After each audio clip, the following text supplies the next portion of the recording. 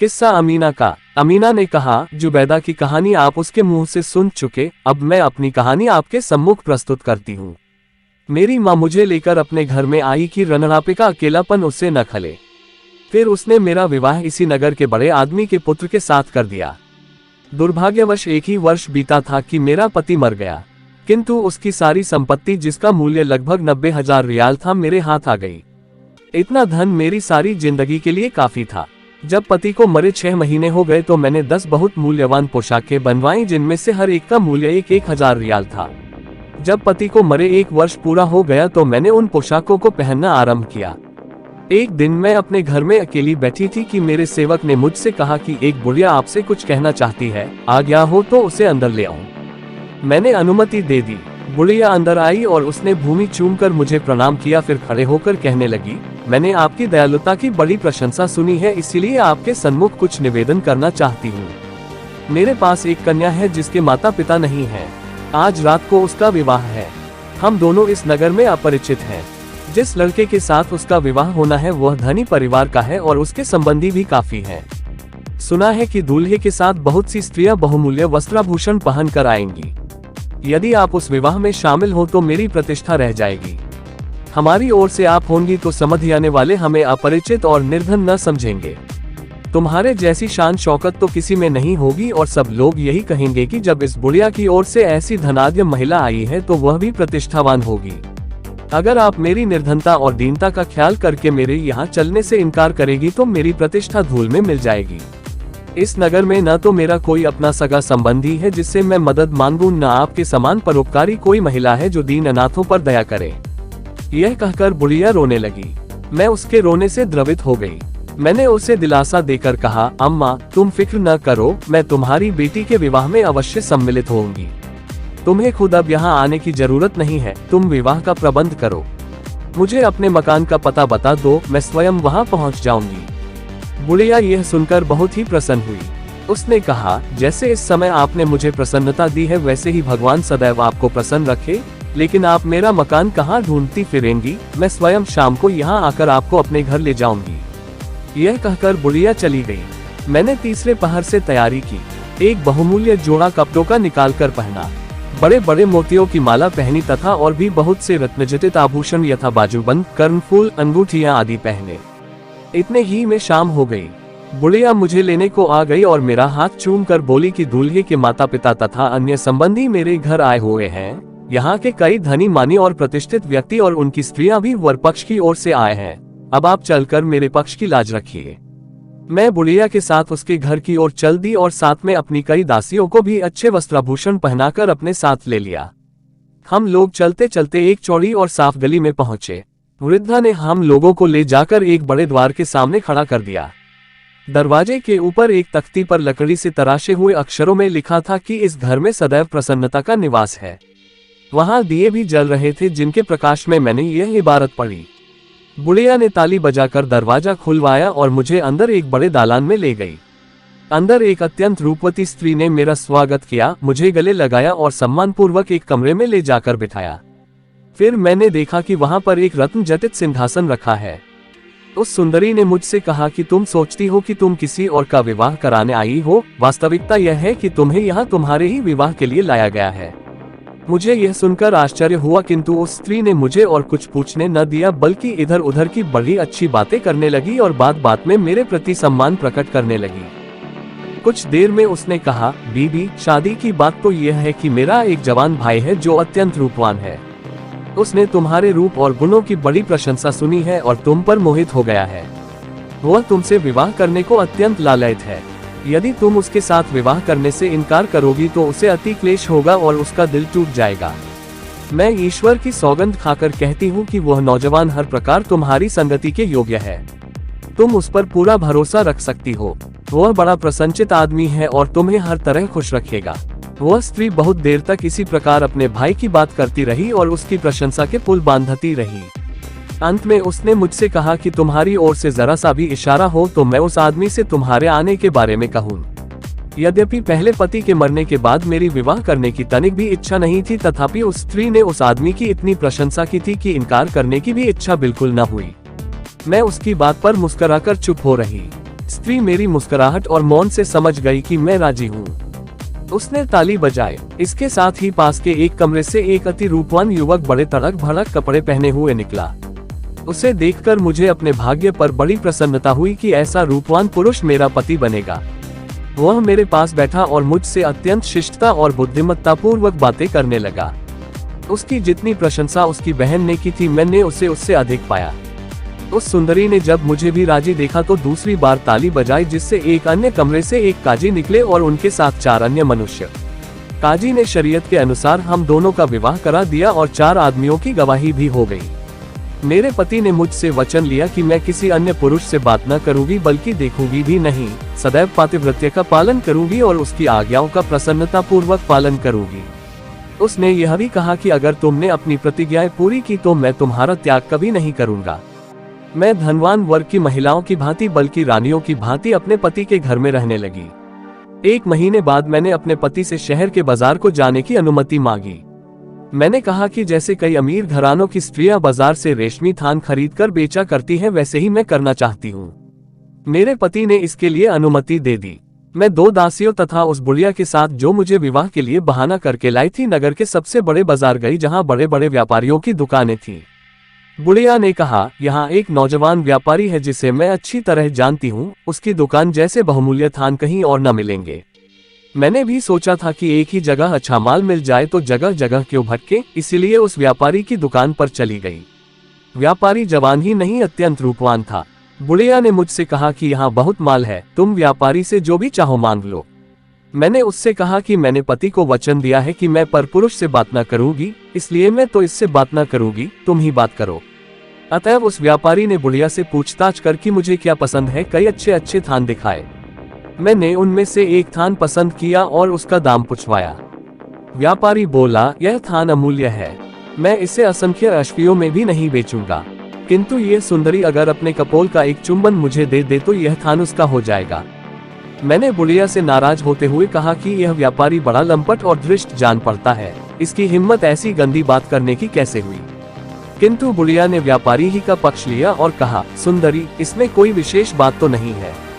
तुम्हारे पति ने तुम्हें परपुरुष को देखने और उससे बात करने ही को तो मना किया है, वह तुम न करो, तुम केवल एक चुंबन इसे चुपचाप दे दो, इसमें तो कोई कठिनाई तुम्हें नहीं होनी चाहिए। मैं ऐसी मूर्ख थी और थान मेरी नजर में ऐसा खूब गया था कि मैं इस बुरी बात के लिए तैयार हो गई। अब वह वृद्धा और दोनों दासियां सड़क की ओर मेरी आड़ करके खड़ी हो गई। मैंने अपने मुख पर से वस्त्र हटाकर उस व्यापारी के सामने गाल कर दिया। दुष्ट व्यापारी ने चुंबन लेने के बजाय मेरे गाल में दांत गड़ा दिए, जिससे गाल लहूलुहान हो गया और मैं तड़पकर अचेत हो गई। इस अरसे में अवसर पाकर व्यापारी ने अपना माल जल्दी से लपेटा और दुकान बंद करके गायब हो गया। कुछ देर बाद जब मुझे होश आया तो मैंने अपने गाल को लहूलुहान पाया। बुढ़िया और दासियों ने मेरे गाल को कपड़े से ढक दिया था और उन लोगों की परेशानी और हाय हाय को सुनकर जो भीड़ वहां जमा हो गई थी, उसने समझा कि मैं किसी बीमारी से या कमजोरी के कारण बेहोश हो गई। मेरे होश में आने पर बुढ़िया और दासियों को संतोष हुआ और वे मुझे धैर्य देने लगी। विशेषतः बुढ़िया को बहुत दुख हुआ। उसने कहा, सुंदरी, मैं तुम्हारी अपराधिनी हूँ, मुझे क्षमा करो। तुम्हारे ऊपर यह सारी मुसीबत मेरे कारण ही आई। इस कमीने व्यापारी की दुकान पर तुम मेरे कहने से आई। अब घर चलो, जो हुआ सो हुआ, अब तुम और चिंता न करो। मैं तुम्हारे घाव पर ऐसी दवा लगा दूंगी कि 3 दिन के अंदर न केवल घाव भर जाएगा बल्कि उसका कोई चिन्ह भी नहीं रहेगा। मैं किसी तरह गिरती पड़ती उन लोगों के साथ अपने घर पहुंची और अपने कमरे में जाकर पीड़ा, निर्बलता और थकन से फिर अचेत हो गई। बुढ़िया मुझे होश में लाए, फिर मैं अपने पलंग पर लेट गई। रात में जब मेरा पति आया, मुझे लेटे देखा तो बोला कि तुम्हें क्या हो गया, क्यों लेटी हो। मैंने बहाना किया कि मेरे सिर में बड़ा दर्द हो रहा है। मैंने सोचा था कि इसके बाद वह मुझसे अपना ध्यान हटा लेगा, किंतु उसने मेरा हाथ अपने हाथ में लिया और नाड़ी आदि देखने के बाद सर पर हाथ फेरने के लिए मेरे मुंह से कपड़ा हटाया। गाल के घाव को देखकर वह भड़क गया और मुझसे पूछने लगा कि तुम्हारे गाल पर यह खरोंच कैसे लगी। वैसे मेरा कोई कसूर न था और मैं उसकी अनुमति लेकर ही बाजार गई थी, किंतु उससे सच्ची बात कहने का मुझे साहस नहीं हुआ। मैंने बहाना बनाया कि जब मैं बाजार जा रही थी तो एक लकड़हारा लकड़ी का गट्ठा लेकर मेरे पास से निकला और गट्ठे से बाहर निकली एक लकड़ी गाल में चुभ गई। मेरे पति ने क्रोध में भरकर कहा कि अगर यह बात सच है तो मैं कल सारे लकड़हारों को फांसी पर चढ़वा दूंगा। मैं घबराई कि मेरे इस झूठ से सारे लकड़हारे बेकसूर ही मारे जाएंगे। मैंने अपने पति से कहा कि आप ऐसा अन्याय हरगिज न करें, बेकसूर लकड़हारों को क्यों मरवाएंगे? अगर मेरा अपराध पाए तो उसका दंड मुझे दें, औरों को नहीं। मेरे पति ने कहा, तुम सच सच क्यों नहीं बताती? गाल में घाव कैसे लगा? मेरी हिम्मत सच्ची बात कहने की अब भी नहीं हुई और मैंने दूसरा बहाना बनाया कि जब मैं जा रही थी तो एक कुम्हार गधे पर बर्तन ले जाता हुआ निकला और गधे का मुझे ऐसा धक्का लगा कि मैं पृथ्वी पर गिर पड़ी और वहां पड़ा हुआ एक कांच का टुकड़ा मेरे गाल में चुभ गया। मेरे पति ने कहा, अगर तुम्हारी बात सच है तो मैं सुबह ही राजा के मंत्री जाफर से कहकर सारे कुम्हारों को नगर से निकलवा दूंगा। मैं फिर घबराए और मैंने कहा कि मेरे कारण निर्दोष कुम्हारों को सजा क्यों दी जाए? पति ने फिर कहा, जब तक तुम सच्ची बात ना कहोगी मेरा रोष कम नहीं हो सकता। मैं बोली कि चलते चलते मुझे चक्कर आ गया जिससे मैं गिर पड़ी और मेरा गाल छिल गया। इसमें किसी का कसूर नहीं है। मेरा पति अब आपे से बाहर हो गया और बोला, तू झूठ पर झूठ बोले चली जा रही है, अब मैं तेरी बहानेबाजी नहीं सुन सकता। यह कहकर उसने ताली बजाई जिससे 3 हबशी गुलाम अंदर आ गए। मेरे पति ने कहा, एक एक आदमी इसका सिर और पांव पकड़े और तीसरा तलवार निकाल ले। फिर तलवार निकालने वाले से कहा कि इस उल्टा के 2 टुकड़े करके इसकी लाश मछलियों के खाने के लिए नदी में फेंक दे। जल्लाद कुछ झिझका तो मेरे पति ने डांट कर कहा, तू मेरी आज्ञा का पालन क्यों नहीं करता? जल्लाद ने मुझसे कहा, तुम्हारा अंत आ गया है, तुम अंत समय में भगवान का स्मरण कर लो। इसके अलावा और भी कुछ कहना सुनना हो तो कह सुन लो। मैंने कहा कि मुझे थोड़ी देर के लिए जीवन दान मिले तो कुछ कहना चाहती हूँ। मैंने अपना सिर उठाया और सारी बात कहनी चाहिए कि तू हिचकियों और रुलाई के कारण कुछ कह न सकी। मेरे पति का क्रोध बढ़ता ही जा रहा था। उसने मुझे बहुत गालियां दी और बुरा भला कहा। मैं उसकी बातों का कोई उत्तर न दे सकी। मैंने सिर्फ यह कहा कि कुछ अवसर और दिया जाए ताकि मैं अपने पापों के लिए ईश्वर से क्षमा मांग सकूं। किंतु मेरे पति ने इतनी दया न भी की और गुलाम को शीघ्र ही मेरा वध करने की आज्ञा दी। गुलाम मुझे मारने को तैयार हो गया। इतने में बुढ़िया दौड़ती हुई आई। उसने मेरे पति को बचपन में दूध पिलाया था। वह उसके पैरों पर गिर पड़ी और कहा कि तुम मेरे दूध का बदला देने के लिए इसे प्राणदान दे दो। उसने कहा कि उसका कोई दोष नहीं है, तुम इसे निरपराध मारकर ईश्वर को क्या जवाब दोगे? उसके समझाने बुझाने से मेरे पति ने मेरा वध तो नहीं कराया किंतु कहा कि इसे कुछ दंड मिलना जरूरी है। उसकी आज्ञा से गुलाम ने मुझे कोड़ों से इतना मारा कि मैं बेहोश हो गई और मेरे कंधों और छाती पर से कई जगह मांस उधड़ गया। मैं एक महल में बंद कर दी गई जहां 4 महीने तक पड़ी रही। बुढ़िया ने मेरी देख रेख और मरहम पट्टी की। इससे मैं वैसे तो स्वस्थ हो गई किंतु वे काले चिन्ह बाकी रह गए जिन्हें आपने देखा था। जब मैं चलने फिरने के योग्य हुई तो सोचा कि अपने पहले पति के मकान में, जो अभी तक मेरी संपत्ति था, चल कर रहूं। किंतु उस गली में गई तो मकान का चिन्ह भी न पाया क्योंकि मेरे दूसरे पति ने उसे खुदवाकर जमीन के बराबर कर दिया था। मैं उसके इस अन्याय की फरियाद भी इस डर से न कर सकी कि कहीं ऐसा न हो कि दोबारा क्रोध में आकर मुझे मरवा दे। मैं अपनी जान बचने पर ईश्वर को धन्यवाद देती हुई जुबैदा के पास गई और अपनी संपूर्ण कष्ट कथा कही। उसने मुझे तसल्ली दी। उसने कहा कि तुम मेरे साथ रहो, यह जमाना अच्छा नहीं है, हमें किसी से भी दयालुता की आशा नहीं करनी चाहिए, न उनसे जो हमारी मित्रता का दावा करते हैं, न उनसे जो हमारे रूप पर मोहित हो जाते हैं। उसने कहा कि मेरे पास इतना पैसा है कि हमें कोई कठिनाई नहीं होगी। जुबैदा ने मुझे यह भी बताया कि किस तरह उसकी सगी बहनों की जलन और दुश्मनी की वजह से उसका मंगेतर शहजादा समुद्र में डूब गया और किस तरह उसकी उपकृत परी ने उसकी दुष्ट सगी बहनों को कुतिया बना दिया। मैं उस समय से जुबैदा के पास रहने लगी। मेरी माता का देहांत हुआ तो जुबैदा ने मेरी बहन साफी को भी अपने पास बुलाकर रख लिया। तब से हम तीनों बहनें आनंद पूर्वक रहती हैं। हम लोग भगवान के प्रति आभारी हैं कि हमें कोई कष्ट नहीं है। हम लोग मिलजुल कर घर चलाते हैं। कभी बाजार से सौदा सुलूफ लाने के लिए मैं जाती हूँ, कभी साफी। कल मैं बाजार गई थी और सामान एक मजदूर के सर पर लदवा कर आई। वह बड़ा हंसोर था और शिष्ट भी था, इसलिए हमने उसे दिन भर अपने साथ रहने दिया ताकि अपनी बातों से हमारा मनोरंजन करे। फिर रात को 3 फकीरों ने हमसे रात भर आश्रय देने के लिए प्रार्थना की। हमने उन्हें भोजन कराया और शराब पिलाई। वे रात को देर तक गाते बजाते रहे और हम लोग भी गाते बजाते रहे। फिर मोसिल के 3 व्यापारी जो बड़े सम्राट जान पड़ते थे, रात भर रहने की प्रार्थना करते हुए आए। हमने उनकी भी अभ्यर्थना की। अमीना ने कहा कि यद्यपि हमारे सातों मेहमानों ने वचन दिया था कि वे सब कुछ चुपचाप देखेंगे और किसी बात के बारे में पूछताछ नहीं करेंगे, तथापि उन्होंने यह वचन न निभाया और कुत्तियों के पिटने और मेरे शरीर के दागों के बारे में पूछताछ करने लगे। हमें इस पर बहुत क्रोध आया, यद्यपि हम उन सभी के प्राण ले सकते थे, तथापि ऐसा न किया और उन लोगों से उनका व्यक्तिगत वृतांत सुनकर उन्हें छोड़ दिया। खलीफ हारून रशीद को दोनों स्त्रियों की कहानियां सुनकर अत्यंत विस्मय हुआ। उसने मन में सोचा कि उन फकीरों का, जो वास्तव में राजा और राजकुमार थे, और उन बुद्धिमती स्त्रियों का कुछ उपकार करे। उसने जुबैदा से पूछा कि तुम्हें तुम्हारी उपकार करती परी ने कुछ यह भी बताया था कि तुम्हारी बहनें कब तक कुतियां बनी रहेंगी। जुबैदा ने कहा कि मैंने जो वृतांत आपसे कहा था उसमें यह बताना भूल गई कि परी ने चलते समय मुझे अपने कुछ बाल दिए थे और कहा था अगर तुम इनमें से कोई बाल आग में डालोगी तो मैं संसार के चाहे जिस भाग में हूँ तुम्हारे पास आ जाऊंगी। खलीफा ने पूछा, वे बाल कहाँ हैं? जुबैदा बोली, मैं वे बाल हर समय अपने पास रखती हूँ। यह कहकर उसने एक डिबिया निकाली। उसमें एक पुलिया में कुछ बाल बंधे थे।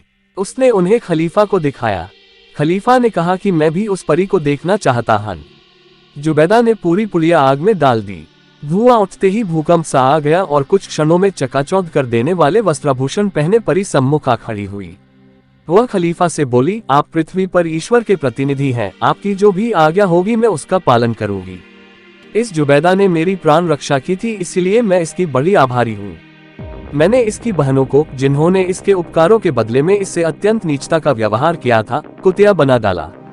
अब मुझे क्या आज्ञा है? खलीफा ने कहा, एक तो यह कि चूंकि यह दोनों अपने किए का काफी दंड पा चुकी हैं, इसलिए तुम उन्हें फिर इनके पुराने शरीरों में ले आओ। दूसरी बात यह है कि एक आदमी ने अपनी पत्नी को इतना पिटवाया है कि उसके कंधे और सीना काले दागों से भर गए हैं। उस अन्यायी ने इसका पुराना घर भी खुदवाकर जमीन के बराबर कर दिया। उसको अपने पहले पति से जो संपत्ति मिली थी उस पर भी अधिकार कर लिया। मुझे इस बात पर बड़ा खेद है कि मेरे शासन में कोई ऐसा अन्यायी रहता है। तुम तो जानती होगी कि वह कौन है। उसका पता मुझे बताओ और इन कुतियों को फिर से स्त्री बनाने और उस प्रताड़िता स्त्री का शरीर ठीक करने के लिए जो भी कर सकती हो करो। परी ने आश्वासन दिया कि मैं सब ठीक कर दूंगी। खलीफा ने जुबैदा को आज्ञा देकर उसके घर से कुतियों को मंगाया। परी ने एक पात्र में जल लेकर उस पर कुछ मंत्र पढ़ा। फिर उसने वह पानी दोनों कुतियों और अमीना पर छिड़क दिया।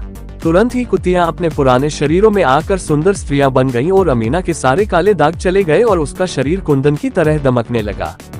अब परी ने कहा कि मैं जानती हूँ कि अमीना का पति कौन है, लेकिन वह आपसे बहुत निकट संबंध रखता है। अगर आप चाहें तो उसका नाम भी बता दूं। खलीफा ने कहा कि जरूर बताओ। परी बोली, वह आपका छोटा बेटा अमीन है, जो अमीना के सौंदर्य की प्रशंसा सुनकर इसको पाने का इच्छुक हो गया और इसे धोखे से अपने कमरे में बुलवा कर इससे विवाह कर लिया।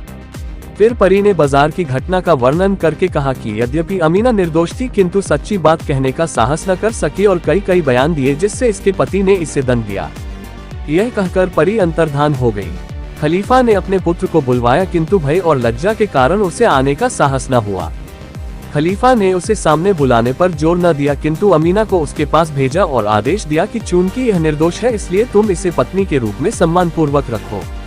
चुनांचे शहजादा अमीन ने ऐसा ही किया। खलीफा ने जुबैदा से स्वयं विवाह कर लिया और साफी तथा अन्य 2 बहनों का 3 फकीर बने राजकुमारों से विवाह कर दिया और इन राजकुमारों को उच्च पदों पर आसीन कर दिया।